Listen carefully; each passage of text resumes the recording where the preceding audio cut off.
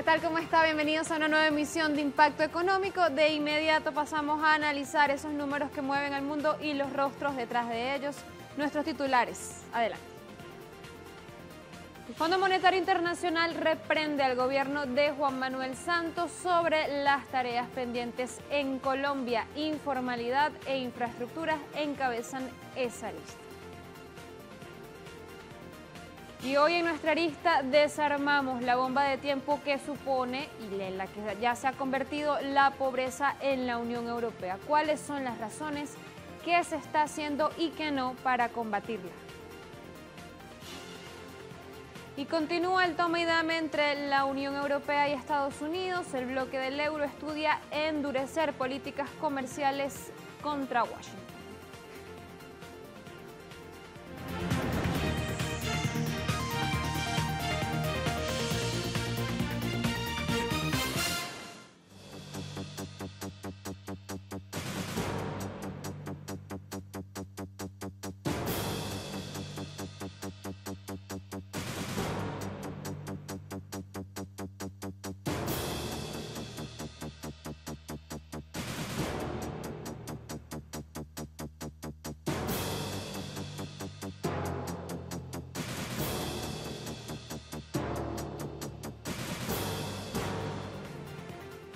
En su último informe sobre Colombia, el Fondo Monetario Internacional consideró que las perspectivas económicas de este país para este 2018 son favorables. Sin embargo, el organismo, en ese mismo informe, hizo un llamado de atención al gobierno de Juan Manuel Santos sobre varios aspectos del modelo de crecimiento colombiano que impiden, según esta organización, una mayor expansión económica. Estos aspectos están principalmente relacionados con mayores y malas condiciones laborales y poca inversión en población activa para trabajar. El 60% lo hace de manera informal, es decir, sin ninguna garantía dentro de sus condiciones laborales. Asimismo, de acuerdo al FMI, Colombia mantiene una infraestructura vial para el transporte deficiente. En el documento asegura que la inversión y por esta razón piden para ir con esa meta de crecimiento fijada en el 3% del PIB para este 2018.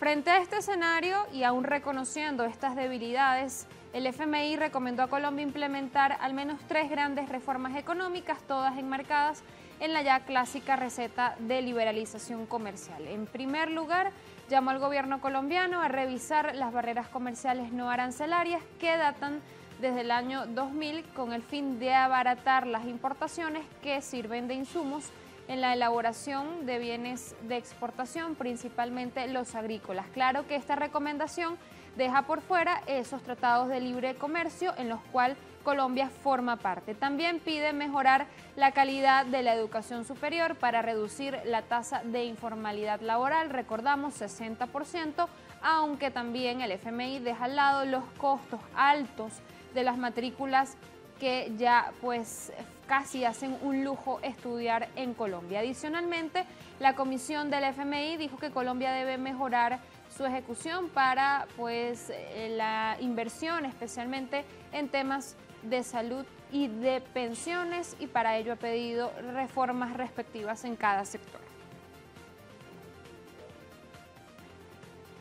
Ahora en otro tema, el gobierno de Venezuela y representantes de la Organización de las Naciones Unidas para el Desarrollo Industrial, la ONUDI, sostuvieron un encuentro en Caracas a fin de impulsar las capacidades productivas de Venezuela. La reunión fue encabezada por el vicepresidente ejecutivo del país latinoamericano, Tarek El Aissami, quien informó que el programa País 2018-2021, gestionado entre la ONUDI y Venezuela, pues entra en una segunda etapa con un plan que trabajará en sectores productivos como la petroquímica, el turismo, la minería o el farmacéutico, pero que priorizará al mismo tiempo el motor industrial, para el cual, junto a gremios del sector, se instalarán mesas de trabajo. Recordamos que todos estos sectores forman parte de la agenda económica bolivariana. La idea es entonces combinar esfuerzos, no solamente del campo productivo público, sino también de los pequeños y medianos productores del sector privado, para que ambas experiencias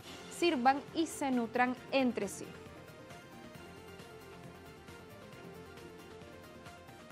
Y la criptomoneda venezolana, el Petro, sigue avanzando, sigue dando pasos hacia adelante. Le contamos que ahora podrá ser subastada a través del sistema de tipo de cambio complementario flotante del mercado, también conocido como DICON. Esto con el objetivo de desarrollar la agenda económica bolivariana y las empresas vinculadas con los 15 motores productivos de esa agenda y que también son del país. La información la ofreció también el vicepresidente venezolano Tarek El Aizzaimi durante un Consejo Nacional de Economía Productiva desarrollado en Caracas este martes. El alto funcionario del gobierno explicó que con esta nueva dinámica el sector productivo nacional podrá optar por realizar operaciones de compra y venta una vez se cumplan los protocolos en aspectos como materia prima, bienes de capital, pago de servicios y desarrollo tecnológico a través del criptoactivo venezolano El Petro.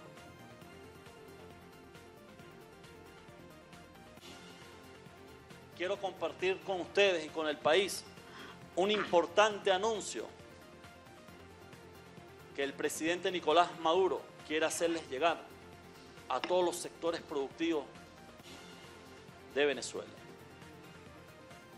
El Petro, oigan bien, esto es un tubazo para la economía nacional.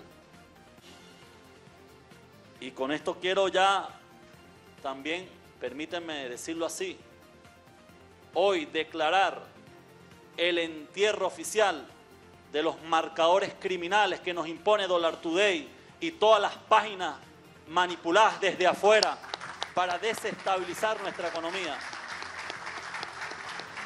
Ahí lo teníamos. Ahora, hablando ya también de otros países de la América Latina, el desenvolvimiento de la industria de Brasil parece ir a contramarcha de esa leve recuperación del Producto Interno Bruto que ha experimentado el gigante latinoamericano, estimado en 1% a lo largo de 2017. Con los números que le vamos a presentar a continuación, también nos preguntamos, ¿será que la desindustrialización, la reprimarización de la economía forma parte de ese plan económico de Michel Temer? Bueno, fíjense que el Instituto Brasileño de Geografía y Estadísticas, es decir, datos oficiales, precisan que la producción industrial del país tuvo un retroceso de 2,4% en enero de 2018 en contraste con diciembre de 2017. El sector que habría arrastrado un mayor declive fue el automotriz, con 7,6% menos, a pesar de haber mostrado fortalezas en el segundo semestre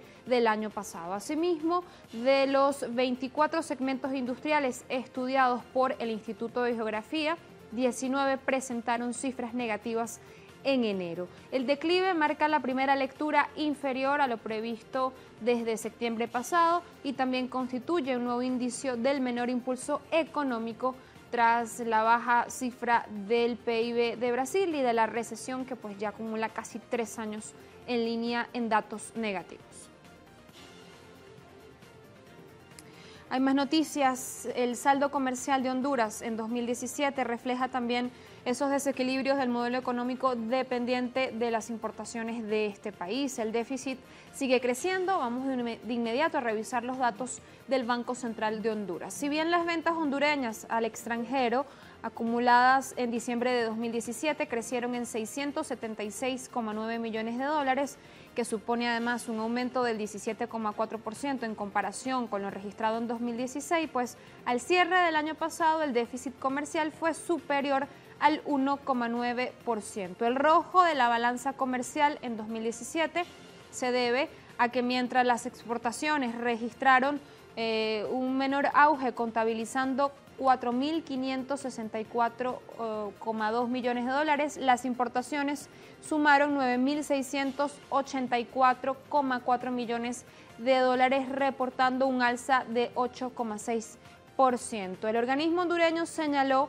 que el aumento de las importaciones fue influenciada por una mayor compra de combustibles, bienes de consumo, materias primas y productos intermedios.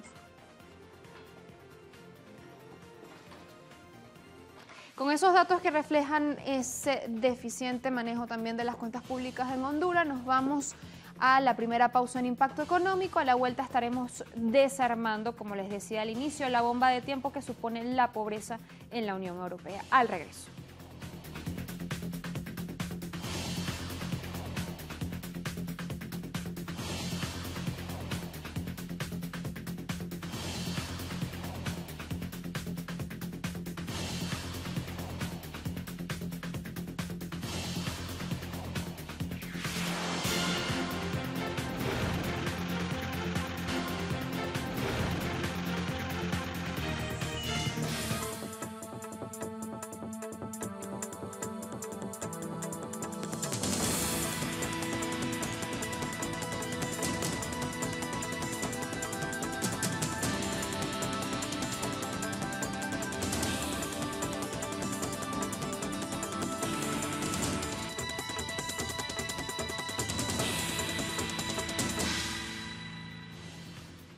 Ahí eran las imágenes de nuestro tema de hoy, la pobreza como cáncer social que representa una forma extrema de polarización de la renta que, si bien tiene su relación con la desigualdad, no son lo mismo. Incluso en una sociedad profundamente desigual, aquellos que tienen menos no necesariamente carecen de los medios para vivir una vida digna y satisfactoria. Sin embargo, aquellos que viven en la pobreza sí carecen de dichos medios porque sufren además de exclusión social total y hasta pueden llegar a la indigencia absoluta. Aún en las economías llamadas avanzadas, los pobres a menudo carecen de acceso al sistema financiero, luchan también arduamente por pagar alimentos o servicios públicos y además mueren prematuramente.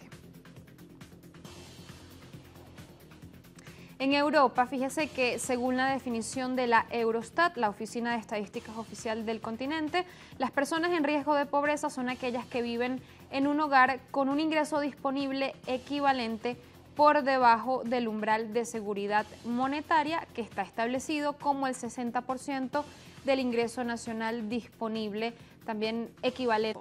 A una década del estallido de la crisis sistémica del 2008, la probabilidad de ser parte de estas estadísticas aumentó de forma generalizada en todo el mundo.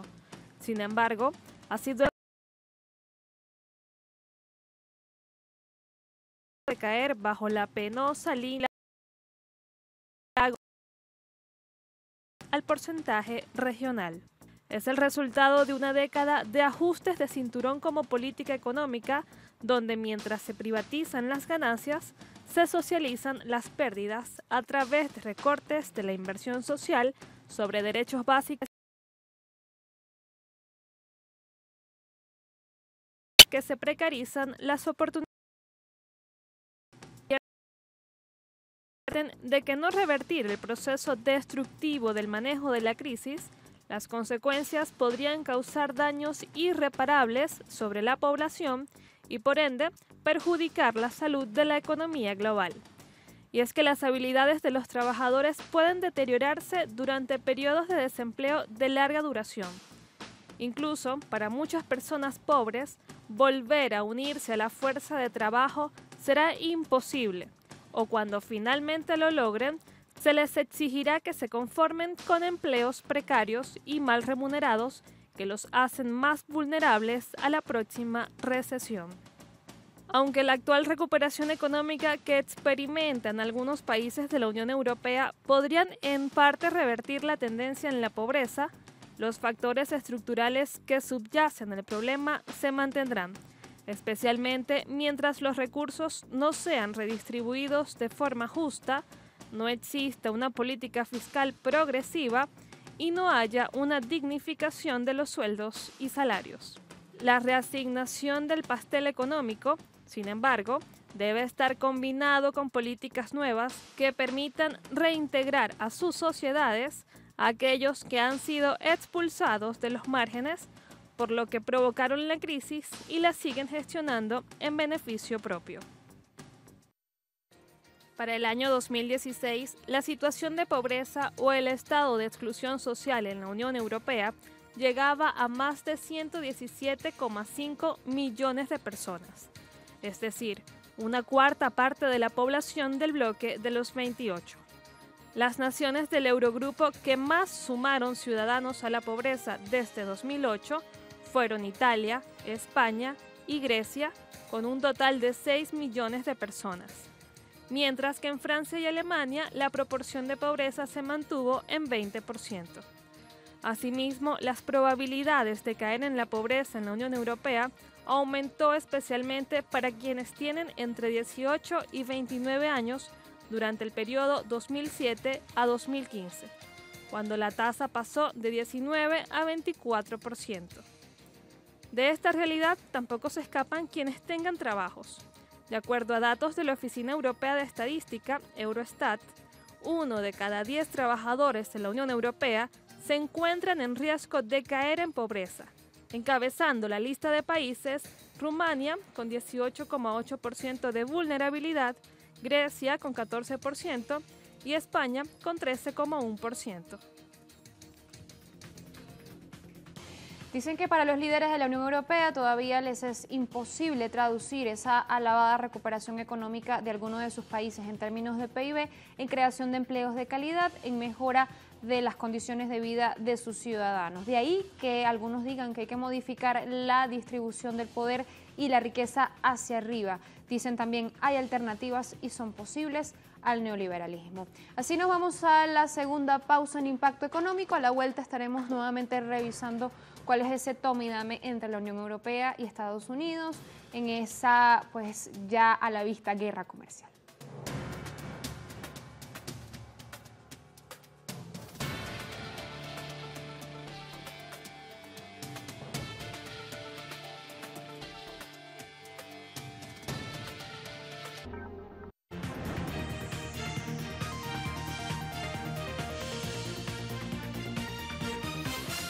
Estamos de vuelta en Impacto Económico, de inmediato nuestro recorrido 360, hablándole de los tambores de una potencial guerra comercial entre Estados Unidos y la Unión Europea que ya empiezan a resonar con más fuerza. La administración de Trump no ha vacilado en imponer barreras comerciales, aranceles estrictos sobre algunos productos de importación para, dice él, proteger su economía. Ni siquiera con Bruselas, su socio comercial histórico, ha sido condescendiente.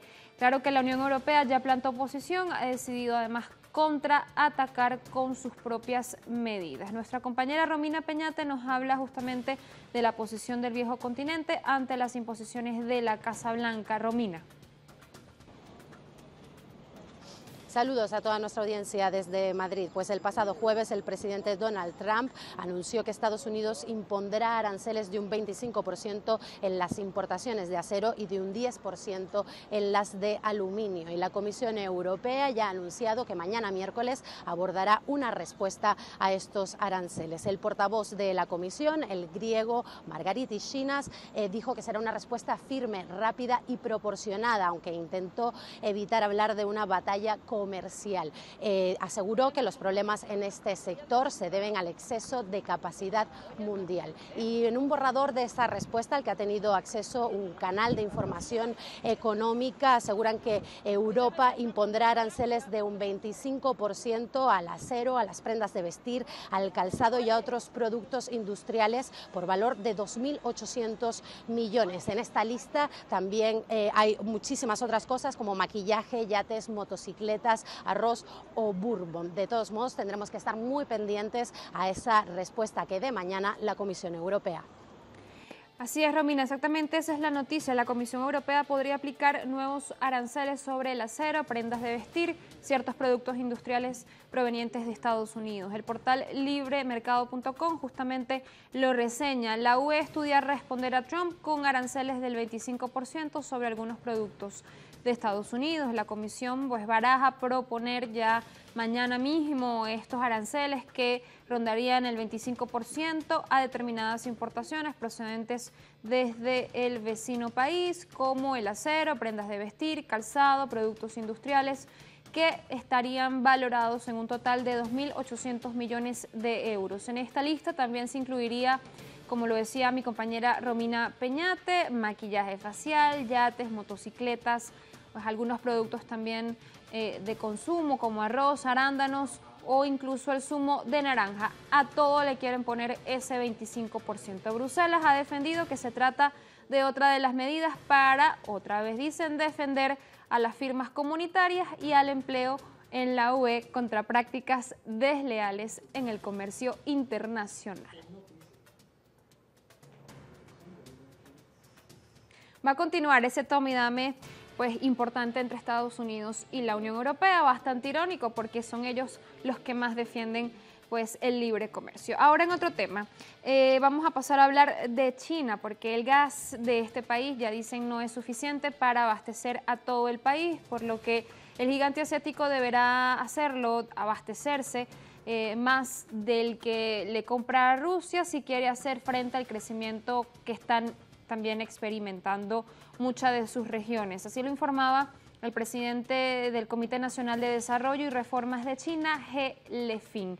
Y es que el consumo de gas natural en el gigante asiático no ha hecho más que aumentar durante los últimos años, sobre todo por la aceleración de su economía y por ende la necesidad de consumir más hidrocarburos para responder a la creciente demanda. En 2017 China importó 237.000 millones de metros cúbicos de gas, un 14% más que en 2016.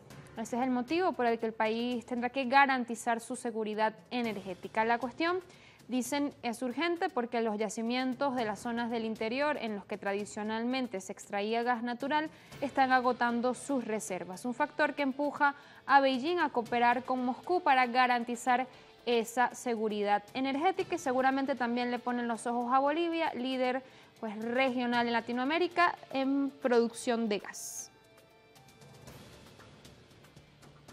Y por otra parte, el gigante asiático espera que el consumo continúe creciendo de manera constante en 2018 y que contribuya a su vez con alrededor del 60% del crecimiento económico. También lo comentaba así un funcionario del gobierno de Xi Jinping. China planea ampliar abruptamente el acceso al mercado para los inversionistas extranjeros este año, con un enfoque en reducir las barreras de inversión para el sector de servicios y relajar también los límites de propiedad en ciertos sectores de este país. Lo vamos a escuchar. Impulsaremos la construcción de infraestructura para gas natural y reservas de gas natural licuado. Esto incluye la red de oleoductos para todo el país, de sureste a noroeste, a lo largo del tiempo, paso a paso. Superaremos las dificultades para acelerar la construcción, que incluirá el transporte de gas desde el sur hacia el norte, una infraestructura para la cual no estamos a la altura. Debemos resolver los profundos problemas que se dieron a conocer uno por uno. Hay más noticias. Rusia no planea ingresar en la Organización de Países Exportadores de Petróleo, la OPEP, porque dice que no es necesario para la coordinación entre los estados productores de esta organización del hidrocarburo. Esto lo ha declarado el viceministro ruso de Energía, Alexei Texler. A finales de 2016, la OPEP y 11 productores independientes, lo recordamos, consensuaron reducir sus inventarios en 1,8 millones de barriles diarios para estabilizar el mercado. En mayo de 2017, Guinea Ecuatorial se sumaba también a la OPEP.